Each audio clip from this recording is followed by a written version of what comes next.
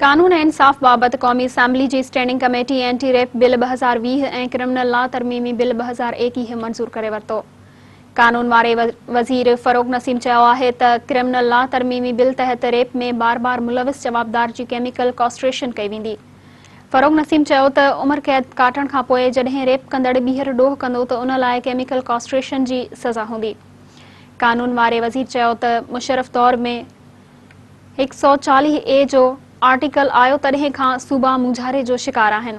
फ़रोग़ नसीम चयो त हेठें तबिके ताईं वसीलनि जी बहितर विरासत कई वञे, उन लाइ ज़ेली कमेटी ठाही वञे। हिन चयो त ज़ेली कमेटी सूबनि खे ऑन बोर्ड वठी सघे थी, इतफ़ाक़ राय जी कोशिश करणु घुर्जे। हिन चयो त एंटी रेप बिल ॾींहुं राति जी महिनत खां पोइ ठाहियो वियो आहे। बिल ते काफ़ी तहक़ीक़ कई वई। अमरीका, इंग्लैंड ऐं यूरोपी मुल्कनि जे कानूननि ते बि तहक़ीक़ कई वई। फ़रोग़ नसीम चयो त एंटी रेप बिल खे सॼी दुनिया में साराहियो पियो वञे। अपोज़िशन खे अपील आहे त उन बिल जी मुख़ालफ़त न करे।